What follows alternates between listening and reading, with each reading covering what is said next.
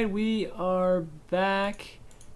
Just need to get these guys, and we're continuing the Russia talk, so I figured we'd just go live. It's such a good conversation, so it's just like, oh, I mean, I'm sure like a lot of people would want to join in the discussion too. So continue. You were talking about apartheid, right? Or just talking about South Africa and sports just you know. My point, and this is good because I've never necessarily heard this before. My point was, or one thing that I said was, I thought it was strange that there are some esports events that go on in like the Shanghai events for that went on recently, and then how esports would go to countries that like China that do things like social media blackouts, and that kind of stuff is really fucked up. And why would you kind of go and support, not directly support, but almost indirectly, tolerate stuff like that? And one of the points that ReDeYe brings up is sometimes those experiences for the people in that country ultimately end up being positive factors on, or positive influences on, encouraging those people to kind of change their ways. And I agree with that to some extent. I just think you have to be careful who shoulders the burden of that.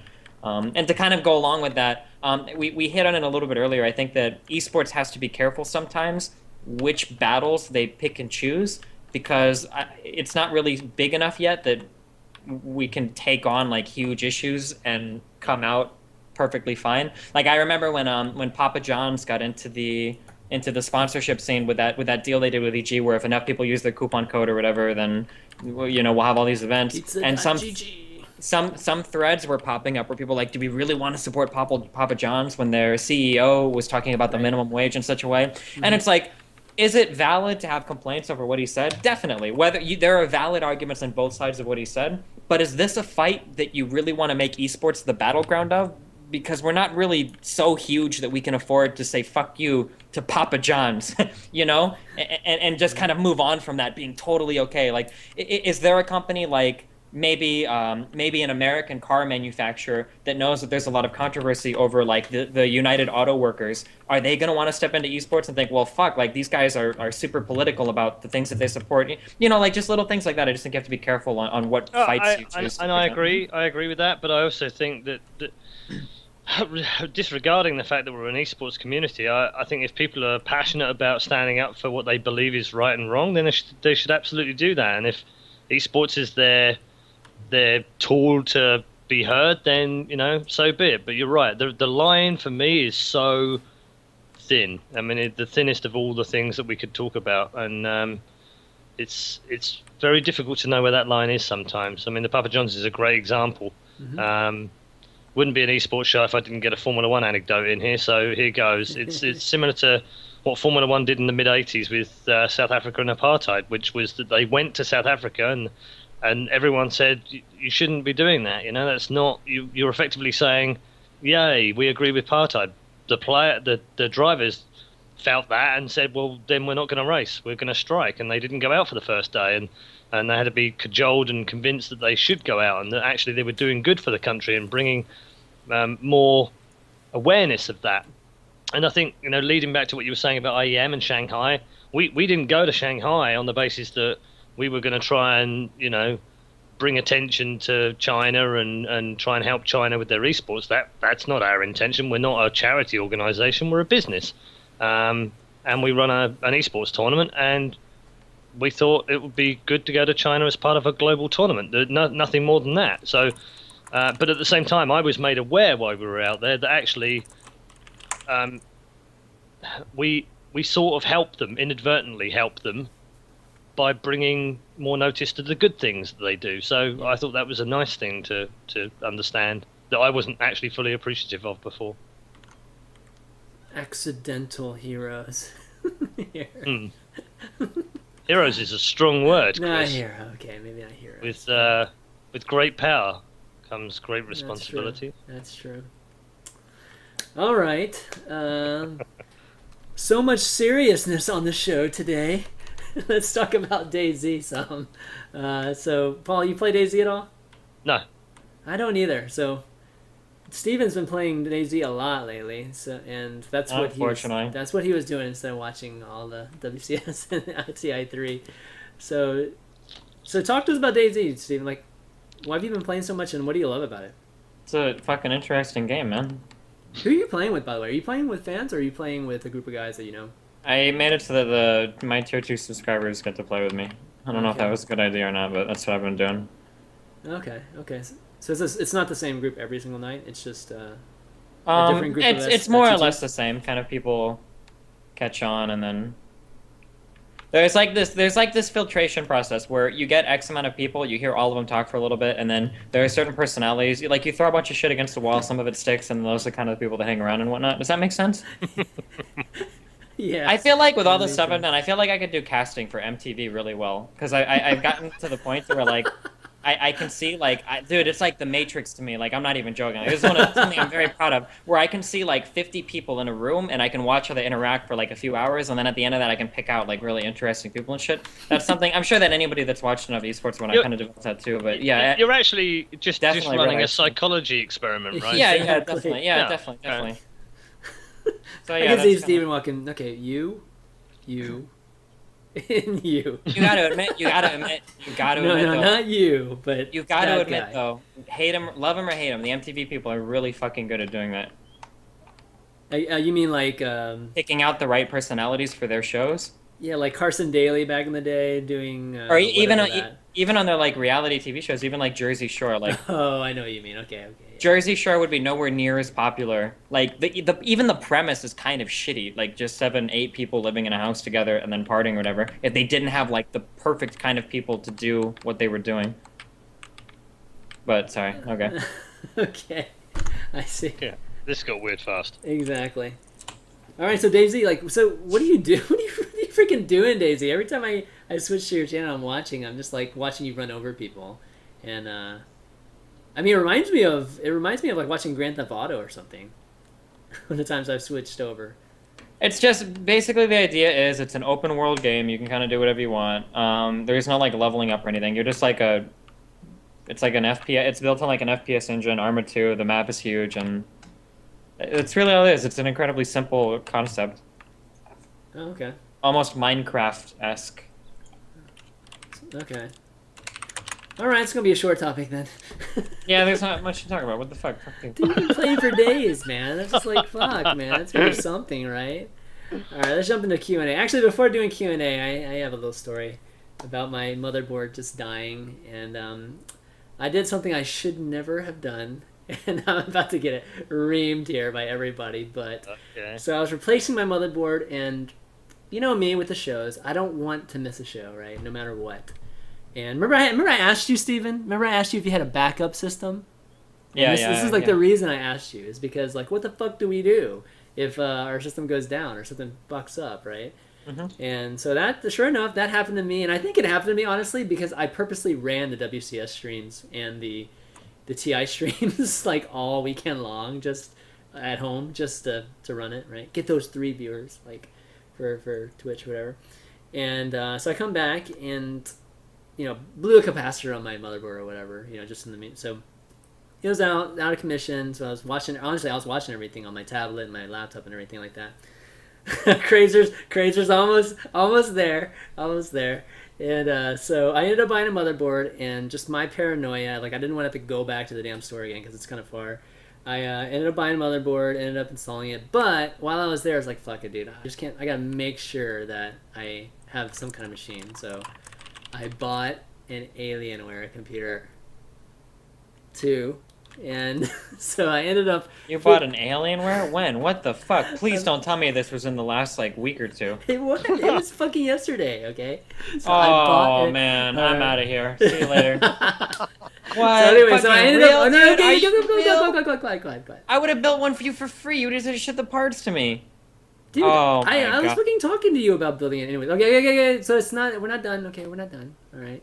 So I ended up fixing my computer, my motherboard. It's all good, and so I'm running off my original machine. But so I have this stupid Alienware computer, and I was just gonna try it out. All right, it's pretty decked out, so I was gonna try it out. The fucking hard drive bays don't come out, and the actual ports are off centered. So regular SSD whatever the metal cradles or whatever, they don't fit. So I was just kind of screwed anyways. Point is, I'm returning it now that I fixed this, and maybe I'll get you to build me one, dude. Do you wanna? How much did you pay for it? Oh man, you really gonna ask that? $7,000. Please ask say. Just tell me. If I were to have an SSD drive, Steven, I would have paid, well, a little bit less than yours. Just tell me how much you paid for the one you have now. Link me the one that you built now. This is good. This is good advertising for what I do. So my little mini thing on the side is called Destiny's Build-A-Box, where if you want me to build you a computer, I'll do it. Did you know this, Paul, by the way? He builds computers. Hold on, let me do this properly. Ladies and gentlemen, we'll be right back after this commercial. Shit. So my name is Destiny. I put together computers. If you see pre-built computers online or people offer to build them for you, typically they rip you off. They don't know what the fuck you're talking about. And I'm gonna show you an example of a really shittily put together system that was overpriced, and we're gonna do it by looking at what ChanMan just bought. Okay, and we're back. Welcome back to Unfiltered with Chris, ChanManV. Fuck you. Let's go. What do we got? Link me your shit. Alright, hold on. Don't link them, dude. Just link his ass is gonna link them too, you asshole. Alright, that one, okay. I'm gonna return it, alright, so whatever. It's all good. Alright. It's all good. This is for you guys, right? I want to make sure we're gonna have a show today. You're a good man, Chris. Yeah? You're a mug. God. You're a mug, but you're a good man. I know. Okay. Oh, right. 2,000. Oh, you fucker. So let's go over this. You fucker. We've got an i7. We have an i7 38. All right, fine. I'll link it for the benefit of everybody watching. Oh my God.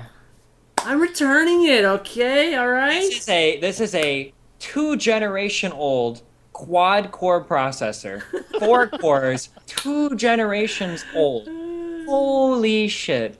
We have a GTX 680, which is 1 generation old, which was an okay card, a little bit overpriced. No SSD. See what I do for the show, Paul.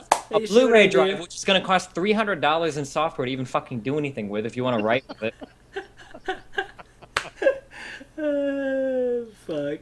Oh my, I can't believe you bought this. You're killing Dude, I was just buying it just to make sure I had something for this week, alright? Alright? It's $200. Alright, so I'm returning it. I'm going to get through the weekend. I'm going to give it a weekend, I'm going to return it, just in case, because you got a few shows like I want to make sure I have it with. But lesson for you, just don't bring it up next time. But that's the thing, man. I'm like, it's all for you guys. I just want to be. This is unfiltered. Of course, I'm going to bring up even dumb shit, right? So, okay, viewer Q&A, guys. Let's get some questions from you guys. If you have any questions, post them in the Reddit thread. Link to the Reddit thread is here. There's a bunch of questions already, so I'm gonna start reading some out. The only thing you're not allowed to ask, guys, is any questions to ChanMan about building PCs. Shit. Oh god, I'm just so impatient and lazy now. That's the biggest thing. All right, it says, what do you think of Jaedong's 6-pool spine crawler rush in the ace match to knock out Scarlet? I thought it was a perfectly professional way to try to win a game. I also think it was a cowardly way to steal a place in the grand finals, especially when it was one of his strongest matchups. I expected a sense of competitive pride from him as a fan, and I will not support a player who decides to avoid the challenge of a big, clutch, competitive game. So I am no longer a Jaedong fan because of it. From String of Spaghetti. I agree so much. I'm just kidding. Really? No. Okay. What we have to understand is these guys are super competitive, and it's about winning. That's it. Fucking bottom line. Yep. It's about winning. And at that stage, you do whatever you can to win. And I don't care how you win. We don't have to like it. I don't think he gives a shit about whether we like it or not. Fact is, he won the game. I'm pretty sure Scarlett's pissed about it as well, but fuck it. There's nothing she can do about it. He won in the game. So it's like taking a quick free kick in football and scoring in the last minute. It's like, I don't know. I mean, he didn't do anything wrong. He didn't do anything that's not in the game. He didn't do anything that was Dude, he took against a big the chance, rules. guys. She goes and he took a risk as well. That could have gone horribly wrong as well. So she goes pool first. I'm not okay with it in terms of a pure did I enjoy it? No, I thought it was a horrible way to win. Do I criticize him? Do I hate him for it? No, absolutely not. He did what he needed to do to win. He did what any of us would have done if we were in the same position. Well, maybe not everyone, but I would have done it. We've seen it. Yeah, we saw Hyun do it to Bagosu user like a week before, week or before. a couple weeks before. So it's there are two things at play here. First of all, what ReDeYe said is 100% true. Whenever you're participating in some kind of a thing, there are rules to that thing, in this case a game, and you do whatever you can within that rule set to win the game. So as long as you're not cheating, then whatever you do, like that's it. Like, as long as there's not, he didn't like bribe anybody or bet anything. Like, as long as you're functioning within the rules of whatever system you're playing in, like that's how you win games. So 6 pool, fucking 9 drone rush, whatever. Like that's it. Like you can't discount anybody for doing what they can to win. Like in that situation, it would be stupid not to if you thought that's the best way to win. He executed well too, guys. She didn't see the spine. I mean, yeah. It's no, I was going to say, I don't think it was the fact that he executed well. I think it was the fact she didn't see it. She wasn't expecting that. Well, Definitely. both. You still have to execute it right. You still have to know that she has her pool there. Sure, but I mean, anyways. There's also a second thing in play, and I might have talked to ChanManV about this a while ago. But if you look at the rise of why poker, for at least a brief period of time, I'm not sure if it's at the height of its popularity anymore in terms of TV viewing, but poker became really popular around 2006 for people to watch on TV. And I read a lot of kind of psychology-esque things about why people think poker is exciting. And one of the reasons of why poker is so exciting to watch is the idea that you have 100% of the information and both players only have 50% of the information. So the excitement for the game exists within the lack of knowledge that both participants in a certain hand will have, right? Like, we know that he's bluffing, or we know that he's not bluffing, has got a really strong hand, and the audience knowing those things makes it much, much more exciting. In StarCraft 2, when you've got things like potential cheeses or really things that are kind of not expected, and an audience is watching something like that happen, that's incredibly exciting. And it's much more exciting a lot of the times than just seeing two people macro over and over and over and over and over again. Mm-hmm. I'm not saying that macro play is bad. I mean, when I played, I always went for boring macro games. Like, that was my style. I always tried to play macro play. That being said, from a viewer perspective, watching people cheese is way more exciting because of the dilemma for the player in terms of whether or not they will or won't scout it, or what's going to happen in terms of that cheese. That kind of shit is way more exciting from an audience perspective than, oh, both players are playing macro, they're going into late game, and everybody's on the up and up about everything. Yeah. Do you think it was more frowned upon because she was the last non-Korean in the tournament, and therefore people were more disappointed that she'd gone out?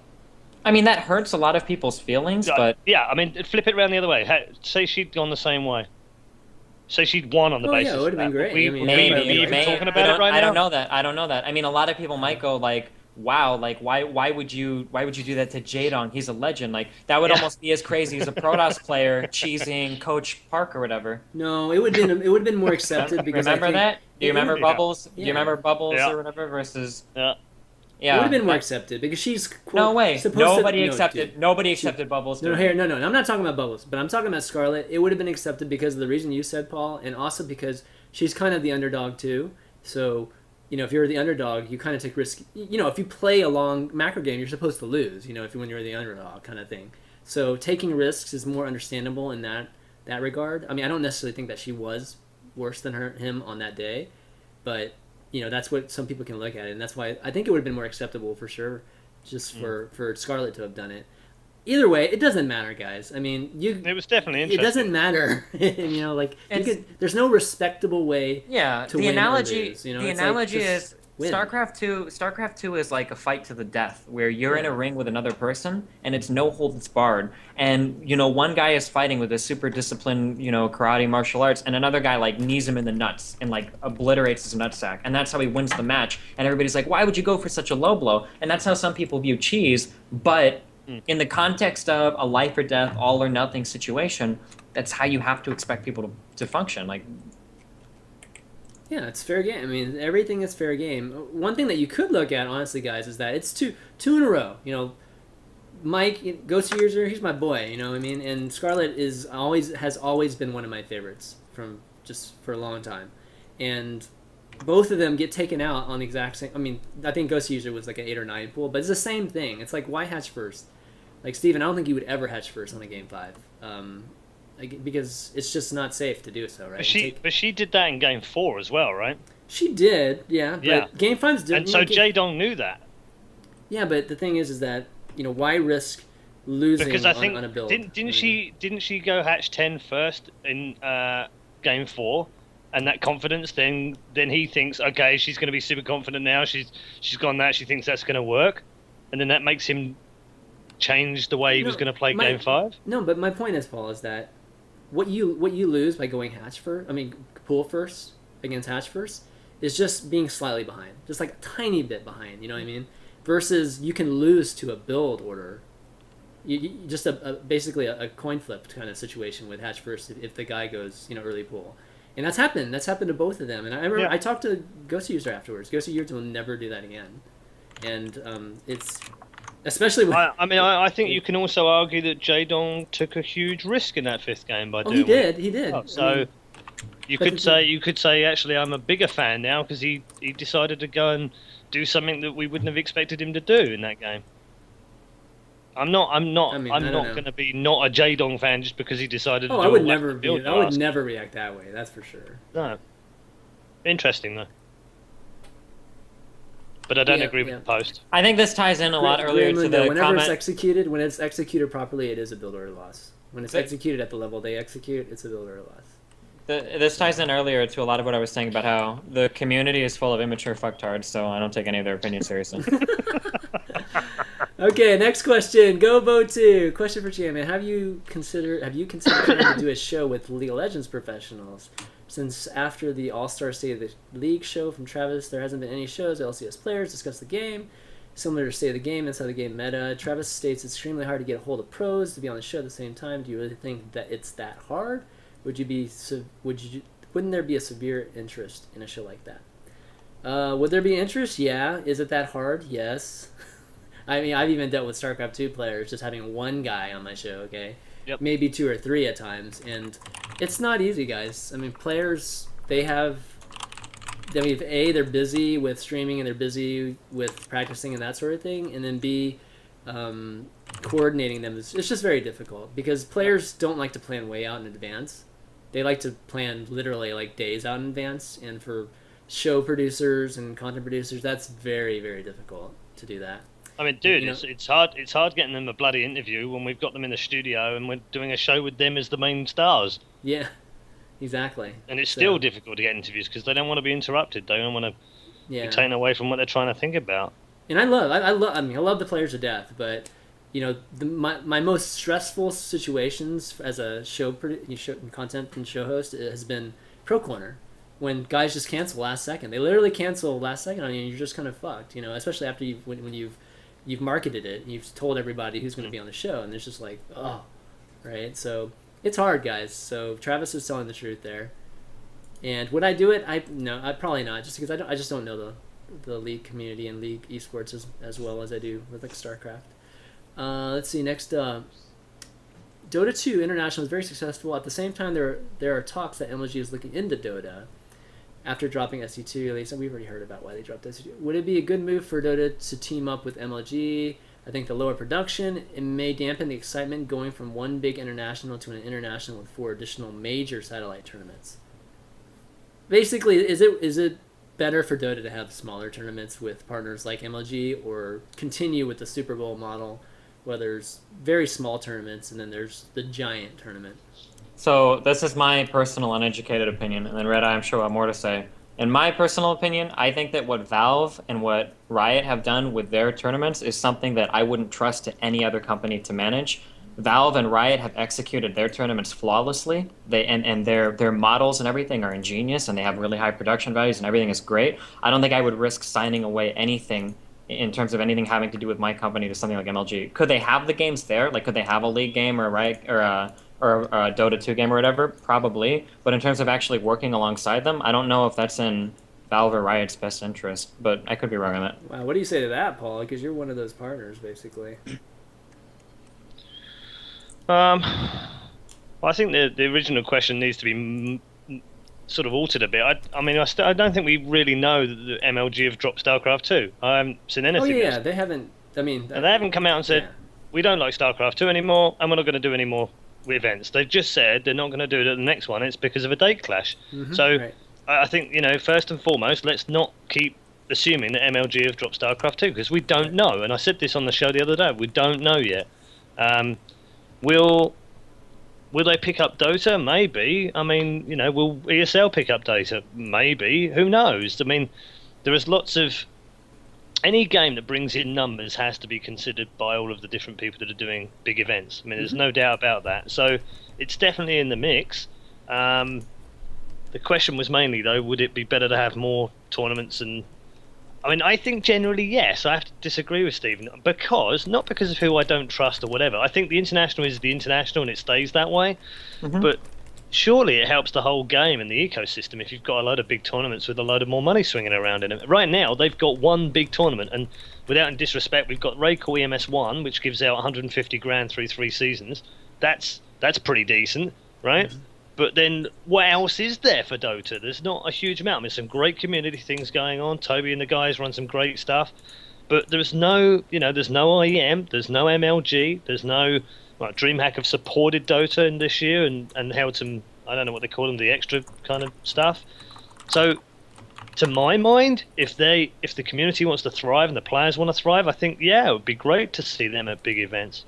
I think more tournaments is definitely better. Yeah, like I said, like if MLG were to do a Dota or a LoL tournament, I think that's good. They do it on their own basis. I didn't know if the question was like officially partnering with, like Valve and Riot, kind of the way that Blizzard, tried to tie WCS in with MLG. Yeah.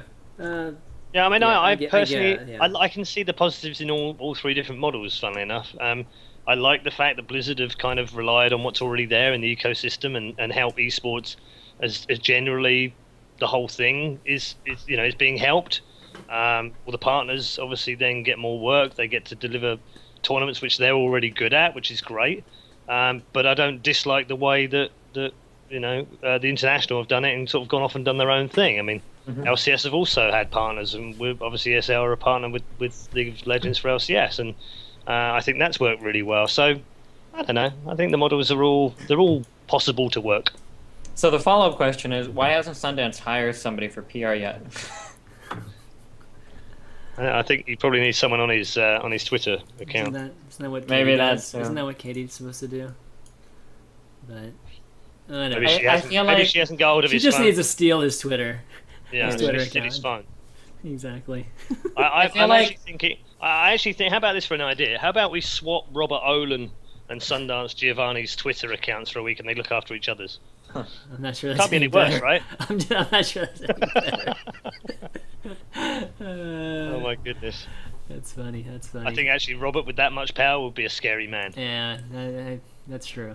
I feel like you could do a case study on MLG with how much damage you could cause just by bad PR alone. Like I feel like there's so many things that kind of sucked about them that could have gone so much better if they would have been more communicative with the community, had more communication with the community. So we talked about this a little bit on Climbing the Ladder Thursday, and I forget who it was, Richard or John. I mean, some people think that it's MLG's way of trying to, even though they don't plan on dropping StarCraft 2, maybe they're just trying to, draw some sympathy or just draw some of the communities, just get the community to kind of get back on MLG's side and not a beg for them to do StarCraft 2, but it's along the lines of that basically, instead of just ragging on them all the time. Like, I think there's an element of testing the community to see if they're still interested, but I still maintain that we haven't heard, for all the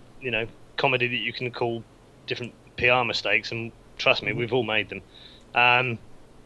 We still haven't actually heard that they've officially dropped it, but the community seems to be thinking that it's the death knell of the StarCraft 2 era when, let's be honest, there's still a lot of money involved in StarCraft 2. Blizzard are fully behind the eSports, even if there are still issues to be ironed out, and I'm pretty sure they'll be fixed. And we're still looking healthy for next year and beyond. We've still got WCS to look forward to in 2014. Legacy the Void's on the way, so I'm pretty sure Blizzard are going to be very, very happy and involved in this for the next few years after that. So, I don't know. I don't think we need to be I'm not going to be naive and say we don't need to be careful or think about it. We do, but I don't think we need to be quite so worried right now about the death of the game. Yeah, sure. 2014 WCS confirmed by ReDeYe? Well, I mean, why not? Okay. Why not? Let's see. All right, next question. Jimmy Alabama SE2. Question to both ChanManV and Destiny. Well, actually, it's a good one for you too, Paul. How will esports ever be legit if organizers can't even pay out prize money? You literally need community pitchforks for that to happen, it seems, and even then, it's a really slow process. It's hard enough to make a living, even harder when the money you actually win are frozen on some organizer's bank account. Do you have any suggestions on how to fix this issue? And this came up again recently with IPL. Yep. It was Moonglade, I think tweeted about it, that he still hasn't gotten IPL money. And then Huck did after too. Yeah, Dongregu mentioned something too. So, yeah. Speak it to feels it. To me, it feels like a Ponzi scheme, like where you say like my prize pool is 50,000, and we're gonna pay for that prize pool with this event's money, hopefully, and then if it doesn't, then the next event maybe. It's on credit. Yeah. It's Groupon. Yeah, I think that's a fair response to how things have been done. But I think we also, and trust me, this isn't a sympathy thing. I agree with the original post in that he said it seems like we have to get our pitchforks out to do something, and I think he's right. It does seem like that, and it is like that. And I would say if companies aren't paying out, then we absolutely get the pitchforks out and we hold them to account. I don't think there's anything wrong with doing that. If that doesn't help, if that doesn't happen, do people not pay out? No, I think they still pay out. I think it just becomes a bit more urgent because you've rubbed them up the wrong way. And if that's what you have to do sometimes, then that's what you have to do. And I would include my own company in that as well. If we don't do the right thing, then I expect us to get burnt on Reddit or Twitter, and I expect us to have to react to that. Yeah, definitely. It's not the right way of doing business, absolutely not. And I'm really proud of the fact that at ESL we cleared everything that we owed, and that we've stayed up to date with those payments. And I don't think you've heard any problems over the last 4 months or so. And that's not a very long period of time, so we haven't sort of shouted about it. But I'm really proud of the fact that we're now sticking to the 30 days, 60 days, or whatever it is that we've got in place that allows us to pay out people that deserve and are due the money. But if any company is not paying it out, then you go out there with the pitchforks and you create fuss about it. So how do we fix this issue? Just for a standpoint of organizers. That's the biggest problem. I think so like historically, the way that esports, that sort of thing, that could be one of them. But I think historically, the way that esports has been run, and the reason we're now finding these problems now is because, yes, Stephen was right that it's almost like a Ponzi scheme. You are literally, you start off with good intentions, something goes wrong that costs you more money than you thought it would cost, and that means that you haven't quite got enough money left at the end of it, and you go, oh bugger, I haven't quite got enough to pay out. Well, it doesn't matter because I know I'm going to get a sponsor for the next one who's going to pay me X money. So what we'll do is we'll take it out of that to pay this one now, and then that way we're good, and then I'll figure a way of getting more money in the next one. Only you don't. So then the problem becomes worse, and on you go. And I think that's been prevalent across all of esports for many companies. It's not I don't want to say it isn't their fault, because it is obviously, but you have to understand how young esports was back in the day. Still young, but it was even younger before, and run by people who didn't necessarily have great business sense or etiquette, but had really good morals and really wanted to reach those standards, but just found themselves falling short. So it's taken time for everything to catch back up to, hold on a minute, that's not a sustainable model. We have to fix that. We have to do it properly from now on. So I think it's getting better, and I think we've seen less in the last year or two of those kind of stories. I remember those sort of stories all the time back in 2005, 2006. I was still owed money by a certain company called Clanbase in 2007 from 2005's Euro Cup. So, it's not a new thing by any means, but I think it is getting better. Here's an interesting American legal question that I have no idea what the answer to this is. If IPL is dissolved, what is the parent company, IGN? Can they be held liable for IPL's debts? Yeah, they should be. They were. Yeah, that's a tricky question. I'm not actually sure. I don't know how that works. So they should. They should be. But doesn't it depend really? what they so Warcraft purchased? says no. Warcraft No, says I mean, I think it depends what they bought. I mean, if they bought the entire company and they bought all of its credit and all of its debt and all of its stuff, then I would say maybe yeah, but probably yeah. But I don't think that's what they did they? I think they just moved all the staff over and. Because No, if I think IPL they is did. if They IPL did. is a completely I forget what they separate did. like if IPL is a completely separate business entity and then they Yep. declare bankruptcy, then the Yep. people that are out the money are kind of just They fucked. didn't declare bankruptcy though. They Yeah, didn't declare but then bankruptcy, if too. someone buys I that thought- company out, they buy that debt. So Yeah, but you're not going to buy a company that's bankrupt. no, of course, then and I it's don't still think that's what they did. So I don't think they do. Yeah. Yeah, I mean, I've seen other companies buy debt-ridden companies before and then pay their debts off as a kind of courtesy. Well, If you plan on regardless- continuing to run the But it's company. unusual unless With you've the- got a really strong brand. with the Yeah. the IPL situation, I know David Ting has responded to a lot of those. Yes, he tweets, has, So yeah. he's dealing with it. It's not like I'm assuming that those guys will get paid. So One thing that I think I is hope so. important. One thing that I think is important to keep in mind, and obviously, I'm sure most people should at least know this a little bit, but a lot of the transactions that a lot of the tournaments do, they're almost treating it like one business to another. When you have to consider that, like, and I know that there are some tournament organizers that do spend a lot of time working with tournaments, but at the end of the day, if the company gets fucked, like, it really sucks for them, and maybe in some cases it's like catastrophic to certain individuals involved, but for gamers that actually rely on that money, like, it's not just like, well, fuck, like, my business is hurting a little bit now because I didn't get paid. It's like, fuck, like, I can't afford my rent, or I've got to borrow money for food, or like, it's a lot more severe. That was one of the things that really made me mad when I was talking to Owned towards the end of their downfall, and a lot of the conversations I had were like, when eventually, like, I just switched to Twitch. I just broke contract and I just switched because I wasn't getting paid. And when he was talking to me, he was like, you can't switch now. If you do, like, Owned is going into a really critical status right now. And it's like, that's cool that your company is having problems, but I have to pay for shit in my life. Like, this isn't like Destiny LLC is having a bad year on the books, you know? This is like Destiny, like, Stephen Bonnell, like, has to afford his fucking mortgage, so I don't go back home from Poland, you know? Like, I don't want to go home and see the IRS, like, claiming my fucking house, you know? Like, and I think that's important to keep in mind, too. Like, it sucks when a business goes under, but businesses exist as separate financial entities for a reason, you know, such that people don't lose their lives if a business goes under. But if a person needs that money, like, Moonglade isn't Moonglade Incorporated, and Huck isn't like Huck LLC. Yeah, like, these are individual people that really need that money, and that money makes a big difference in their personal lives. Yeah, I mean, although on that subject, I would argue that players like that who are independent and don't have teams and what have you probably should have an LLC or a limited company of some kind. an FLP or something like Yeah. that. Mm-hmm. Yeah. That's what a lot of athletes do, actually. Yeah, So. it is. Yeah, but and again, not to harp on this, but you're talking about a bunch of people that can barely figure out how to file W-2s. I know. Like, Yeah, to and go through the again, paperwork required, like, to set up an LLC and everything. I mean, I don't know what your thoughts are on this, Stephen, but I've been saying for probably a good 8 or 9 years now that there should be some sort of player association, and it's those guys that should be teaching this shit to the players.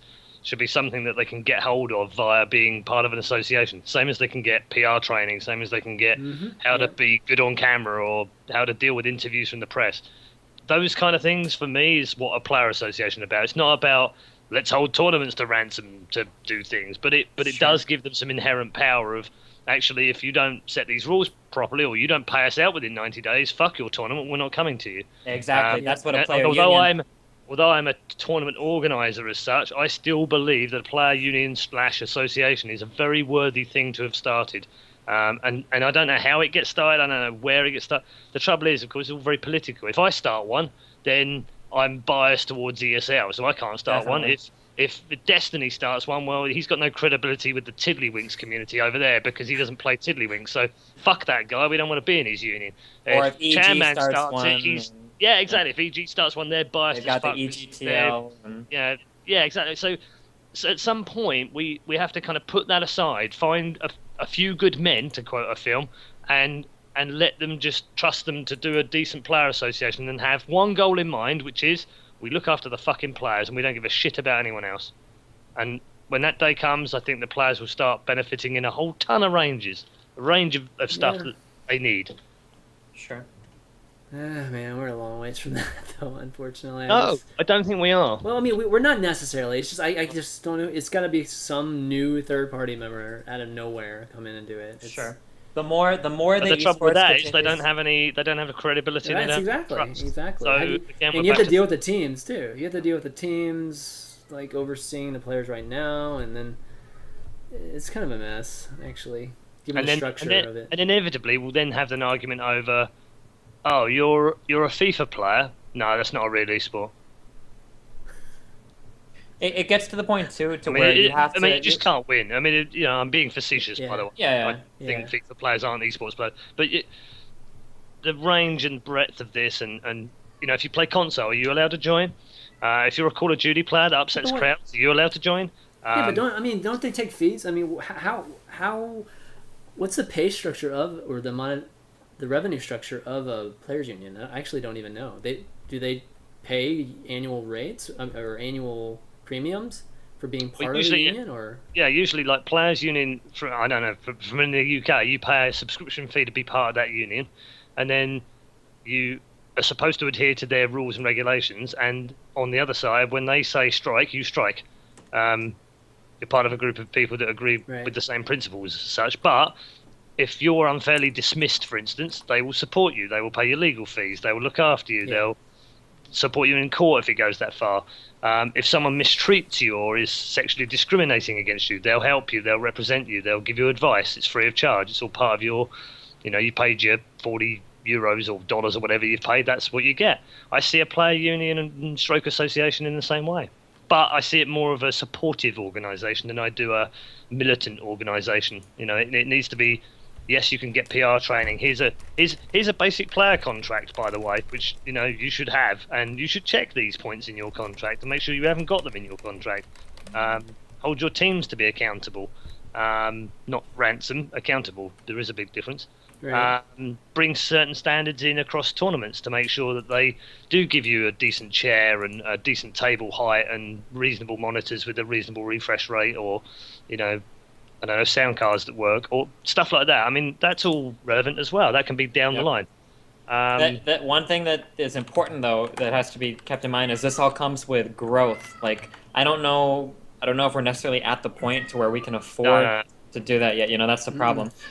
Right now, like with the limited amount of money out there that so many professionals are chasing, would anybody really be okay with boycotting, one of the 3 tournaments that are like major every year? Yeah, which is why I'm saying I don't think it's about boycotting or power. It's about providing the players the support that they need right now more than anything else. I mean, and ultimately that benefits the tournaments. I mean, if you have players who are better prepared, better schooled in the art of media and interviews, better with their PR, better with their, then that's great for the events and venues as well. I mean, everyone benefits. It elevates professionalism. It allows more sponsors to come in. Allows tournaments to run more smoothly because their players are more accountable because they know they've got to, reach a certain standard. So I think it helps across the board. All right, let's see. Let's take a few more, or maybe 2 or 3 more here. Can you give me 1 second? I have to feed this cat. He's going fucking crazy. Okay. Aslan. Okay, there's actually one person who asked 6 questions. I'm gonna have to choose one of these. When Steven doesn't want us to see, we stare at the ceiling. Oh boy, let's see. What do you think the scenes? Okay, rank the games in the next year. If you could join any game tournament team host. Okay, I'm gonna ask you that question, Paul. Okay. Would you accept the job at Blizzard? Okay, I'm gonna ask Steven that one. There's somebody that asked like 6 questions. Okay. Can we go through them quickly? Yeah. All right. This is the last group of questions. That's it. Okay. And we'll call it a night. Paul's in or UK, so it's really late for Paul. So no. I'm not worried about time and stuff. I'm just saying, do you want to go through the 6 questions quickly? Yeah. If he's got 6 in a row. Well, yeah, we'll just ask these and then we'll wrap. Okay. I'll just gear them towards each of us. Well, maybe the first one could be for all of us. What do you think the scene will look like in a year after the next international for SC2, Dota 2, and League, based on what you know about these scenes right now? I Maybe think I'll ranking be on them, a I guess. I'll be on a show called Unfiltered, complaining about the fact that the production wasn't quite as good as it was last year, and that StarCraft 2's probably on its last deathbed because it only got 65,000 viewers. That's right. And we'll all be talking about how Legacy of the Void will be changing the game. That's right. Deja vu. And Stephen will still be going on about the fact that the Olympics is banning people that it isn't. Indirectly. Indirectly. I'm not really racist. I just don't like black people, you know? No, it was darker people. Steven. If you could join any games, any tournament production team as host, cast, or something, which one would it be? Paul, which one? Say it again. If you could join any games production team or tournament production team as a host, caster, or anything, which one would it be? Well, I'm with the one. That I'm like, what, is that not excluding the one I'm with? I mean, okay, let me say something different. Let me give you a slightly different answer. This is a politician's answer. I have never done an MLG, would still like to go and do an MLG at some point. I've never done a BlizzCon, and I would freaking love to go and do BlizzCon.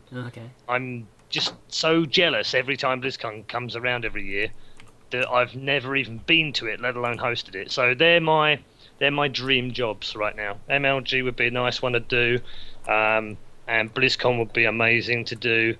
The International would be great to be involved in at some point. Hopefully they put some Counter-Strike over there at some point, and then I can do that. But they're the events I would love to do. A little bit. But I absolutely love working with the guys I'm working with at ESL and WCS, IEMs, EMSs. I've still done some work with DreamHack. Love those guys to death as well. So I'm kind of really happy with what I do in life. I've got a really good, cool job, and I don't think you should over-wish for stuff. Yeah, push your luck a little bit, maybe. All right, this one's for you, Steven. Would you accept a job at Blizzard right now as some kind of community envoy, person in charge of helping SC2 eSports or something? Yeah, I love money. Meaning, would you have to cut? Well, you'd have to cut back on streaming. I mean, if they paid me enough for it, sure. Okay, here we go. How would you go about reforming the CoD scene to be acceptable as an esport by sports snobs like us? What? We're not esports snobs, are we? I mean, you could start by not allowing behavior like we just saw. I mean,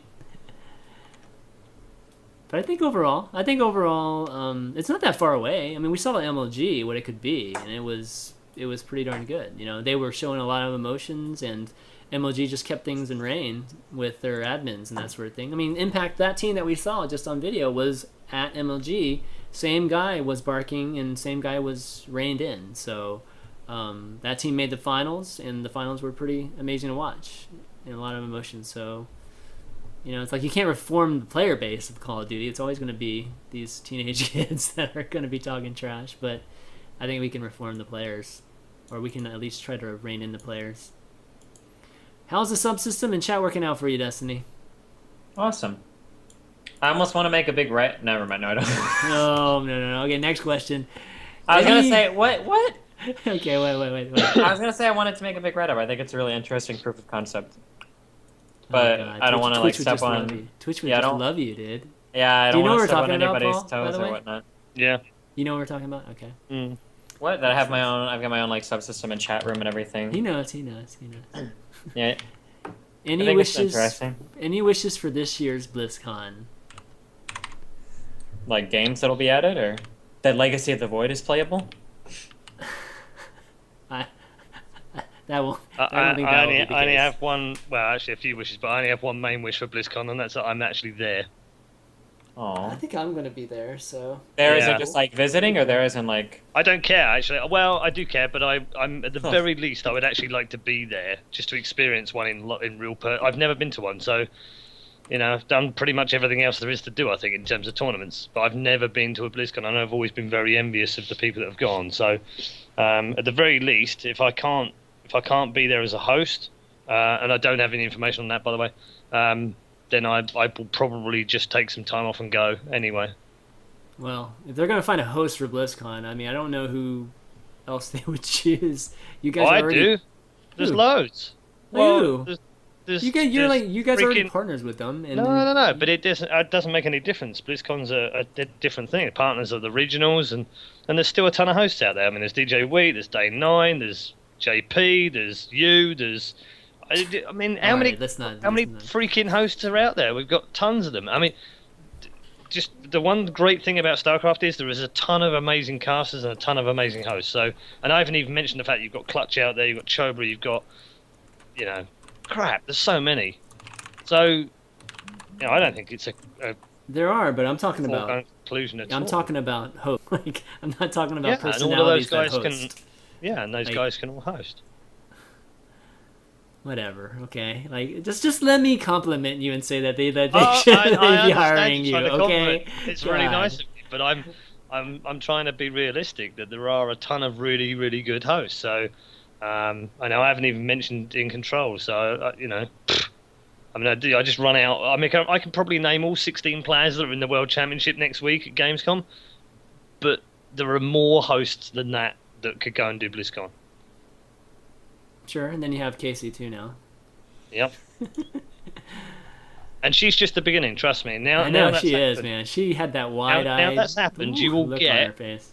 And this isn't any slight on her, by the way, but you will get a lot of low-tier TV-style people who are good at what they do from TV, but just haven't been able to break into the upper echelons of, the top news or the top weather or the top broadcast or whatever, who actually in esports would be fucking brilliant. And you will get those people coming in now. Yeah, it's gonna step it up. It's gonna make everybody have to step it up. So. And as someone said in chat, they're super hot, most of them as well. So I've got no problem with it. Super hot. Well, okay, let's talk about that for a second. Did it help, did it help that? Nope, Casey... it didn't help Casey that she was hot, but I mean, I think in general, just having someone who is pleasant on camera, whether they're nice looking or they're easy on the eye or they're just a nice personality, I think that probably helps, sure. But in the end, lack of talent will easily make that seem like they're an idiot, regardless of gender. So you've got to have the talent first and foremost. And if you've got the talent and then you're hot, well, then fucking great. I want to marry her.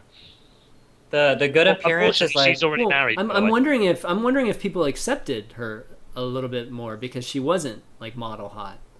You know what I mean? Well, she wasn't like supermodel, okay, but I thought she was hot. But then maybe she's closer to my age. Exactly. maybe you don't count, dude. Typically, physical appearance is a way to get the foot in the door, but after that, people kind of tire of that. Yeah, you get found out really quickly in this business. Yeah, I mean, that's the one good thing. Yeah. You do get found out really quick. Very, very true. Very true.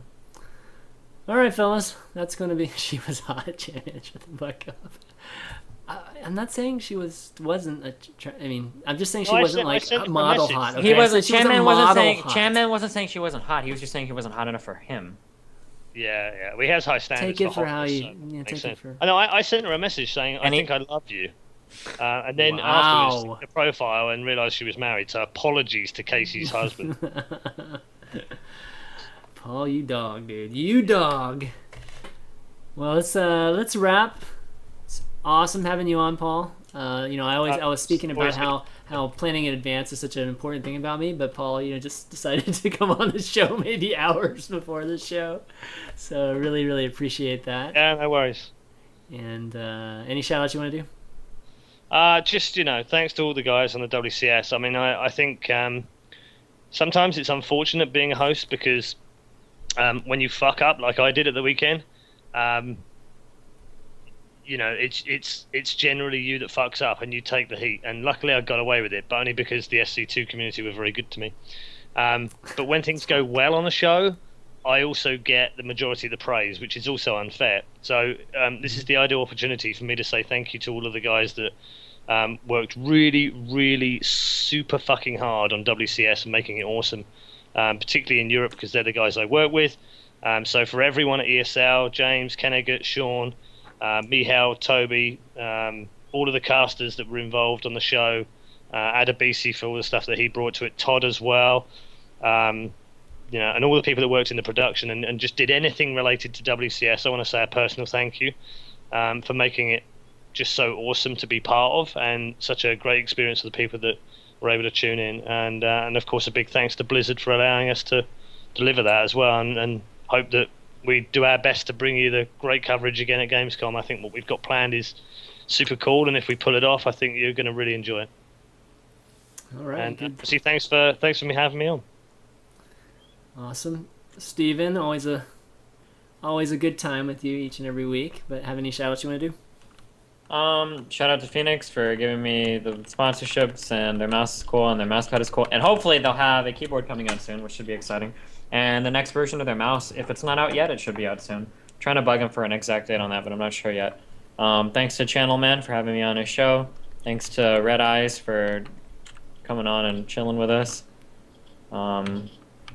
Thanks to the fans for watching. Thanks for Blizzard for giving us a wonderful game to talk about. What about Valve? Valve too. Yeah, thanks for Valve for providing endless arguments online about what's better, Dota or LoL. Yeah, I'd like to thank Valve as well for supporting CS and bringing it to the international. Oh wait. Ouch. Wait, okay, at the risk of sounding incredibly ignorant, was anything else at the international besides Dota 2? No. Mm-mm. Okay. I have to say one thing. I forgot to mention that one thing that was really cool at the end too. I'm not sure if you guys caught it. Was Loda bought out the store? Did you see that? He purchased the rest of the shirts in the store, like the player, like Loda, who's on Alliance. Really? He bought the rest of the shirts and threw them all out to the crowd. That's awesome. That's pretty awesome. Yeah. For me, big shout out to both of you guys again for having a great show. Lots of good discussion. Lots of unexpected good discussion. So always expect that when we have our good friend Paul on the show. And parts 1 and parts 2 of the show are already on the YouTube channel, youtube.com/ChanManV. You can watch them now, and then I'll upload the third part immediately after we go off air here. And I think that's... Oh, let me plug something else. Hey, the chat is like screaming at you. Valve gave it away for free. Loda didn't buy it at the store. Oh, it didn't? Oh, no, my bad, guys. My bad. I thought Loda bought it. Oops. Okay. Well, it's nice of Valve. Valve, awesome. Awesome, Valve. Got it wrong. Sorry, guys. But what was I going to say? Oh, Wednesday Night Sprites tomorrow night, guys. We're going to win Ice Baneling. So if you guys like our StarCraft 2 arcade, come and play with us. And then Thursday, Climbing the Ladder is going to be with David Kim. Going to have Suppy and Katz join me for that. So that should be a lot of fun. We're going to be asking about balance. Something announced this week about balance. But I'm really going to get into the process of which he goes through to actually make balance changes. That's what I'm most interested in trying to get from him. So Overseer speed buff. No what idea. Do they need the no idea why there's an Overseer's speed buff, but we'll see. Dude, those things need to go slower, man. They always run ahead of your fucking units and die to the Widow Mines. How annoying. They're supposed to be. The speed is supposed to help with the Widow Mines too. That's what's funny. So we'll get a chance to ask David Kim. I know some of you guys had questions in the chat too about that. So tune in to Climbing the Ladder 4 p.m. Thursday for that. And that's it. I think I'm going to get a new system and maybe have Steven build it for me. So no more. That doesn't cost you $14,000. Wait, how much did you pay for the last one? $53,000. God, you're such an asshole, man. You remember how much you paid for the last one, right? Yes, I remember how much I paid for the last one. Sorry, I did this during the break. Here you go, buddy. This build right here is pretty much verbatim what you got, and that's how much it should have cost. Okay, let me see this. Yeah, I've got to check this out. All right, he linked to this, guys. Let me see. Where? Oh, fuck you, man. Just fuck you. It's the total price. You dickhead. That's the total price at the bottom. Yeah, and that also included Windows 8, legit. It's like a different video card. No, it's a GTX 680. Oh, is it? Yeah. Yep. I guess it is. You're right. All right. The biggest problem with your build, guys. The biggest problem with your build, though, isn't even the cost. It's that the parts are bad. There's no reason to buy a 3820 CPU in 2013. There's no reason to ever buy that CPU. It's completely outdated. It's horrendously outdated. It's not good for single-threaded apps. It's not good for multi-threaded apps. It's not good for anything. You could probably throw it at like school children if you wanted to harass people. But it's going to be like because the Sandy Bridge E chips are really large compared to the normal one, so it would make a good like pelting rock. But other than that, dude, that chip should never be purchased. There's no reason to buy a 3820 by anyone. And that's why I'm gonna have him build my. There's also no reason to buy the 680. That's an outdated card, and it was never Well, I good. mean, 797. I mean, what he could do with it, Stephen, is he could take the old chip out of his head and put that one in his head, and then that way, perhaps next time he wouldn't spend $2,000 on a shit system. Oh God! I'm not gonna. Oh, dude. That's one of the problems that ends up with those Asian OEM brains because they're so mass produced. Oh my God! So many of those guys roll off the assembly line up there. You know what I mean? All right, that's gonna be it, guys, for Unfiltered this week. So for ReDeYe, Destiny, and ChanManV, we will see you next time. Later. Nice, guys.